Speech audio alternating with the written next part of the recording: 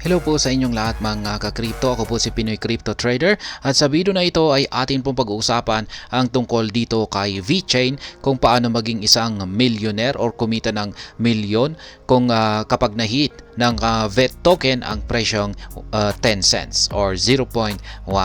At ayan, bago po tayo magpatuloy ay nais ko lamang po munang bigyang linaw ang aking disclaimer kung saan ang nilalaman po ng video na ito ay hindi po ito isang financial advice. For education and information purposes lamang po ang layunin nito. Maliban po dito ay nais ko na rin pong magbigay babala na wala pong kahit anumang group chat ang Pinoy Crypto Trader. Yan, ang sabi po rito ay VeChain has had quite a lucrative year in 2023. Since January, the asset is up by more than 133%. VET is currently up by 17.4% in weekly charts, 39.3% in the 14-day charts, and over 75% in the last month. Kaya yan, maganda po yung pinapakitang performance nitong si VeChain. Halos lumalago po talaga siya sa kanyang yearly gain, monthly gain at itong mga nakalipas lamang weekly gain at saka daily gain. Ayan, 133% po yung kanyang yearly gain. Yung kanyang weekly ay nasa 17.4%. Ayan, 39.3% naman sa kanyang 14 day. Ayan, at last month lamang ay nasa 75%. Kaya ayan, green na green. Ayan, ang ibig sabihin po dyan ay nag-green. Ayan, kung pag red ay syempre yung kabaliktaran naman, yung bumabagsak. Ayan, last 24 hours ay negative 0.6 po pala siya.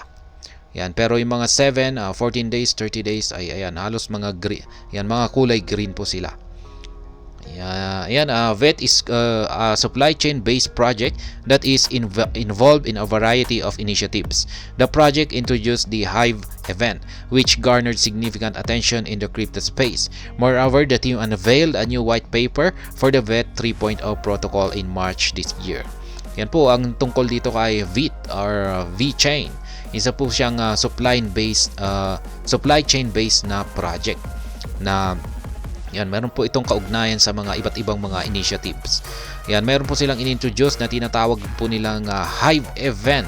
At ito po yung talagang pinagkaguluhan ng buong crypto community. At ngayon ay meron po silang inilabas nitong nakalipas na buwan ng March na kanilang panibagong VET 3.0 protocol na white paper. Ayan, kung isa po tayong investor dito ay VeChain, ayan, i-check po natin yan. Basahin po natin yung kanilang white paper dito kung ano ang kanilang mga additional information dyan. Kaya ayan, how to be a millionaire when VeChain hits 0.1. To have $1 million worth of VET at 0.1, you would need 10 million tokens. Yan po yung ating kakailanganin. 10 million na VET tokens ang kailangan po nating i-accumulate ngayon. The price of 10 million VET right now is about $350,000. Yan, para makabili po tayo ng 10 million na VET tokens ay kakailanganin po nating mag-invest ng $350,000. Ayan, para sa ating mga Pinoy ay sobrang laki po niyan para sa atin. Siguro yung mga talagang yung mga mayayaman po talaga na mga investor ang may kaya nito.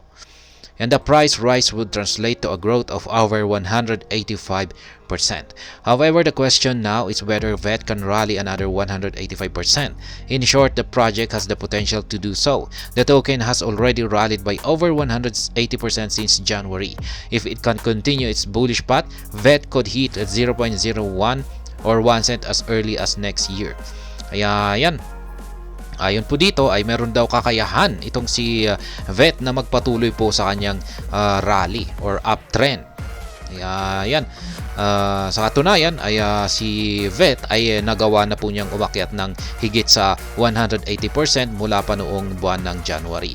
Kaya kapag nagpatuloy pa raw po ito ay hindi magtatagal ay magagawang akyatin ni VET ang presyong 1 cent. Yan, sa as early as next year. Yan, ibig pong sabihin ay yung mga first quarter po yan ng taong 2024.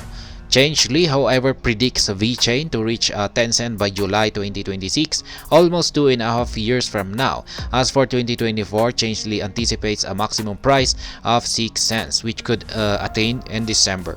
Kaya yan. Yan naman po ang prediction dito ni Change Li dito kay VeChain. Makakamit lamang daw po ni VeChain ang presyong 10 cents pagsapit po ng July taong 2026. Kaya 2 years at kalahati pa yan. 2.5 years mula ngayon bago sumapit ang yan petsang ito at makamit ni VeChain ang presyong 10 cents kung sakaling tama yung prediction ni Change Li dito. At ayan, si Telagon naman ay meron po siyang prediction naman rito na makakamit ni VeChain ang presyong 10 cents pagsapit ng taong 2025.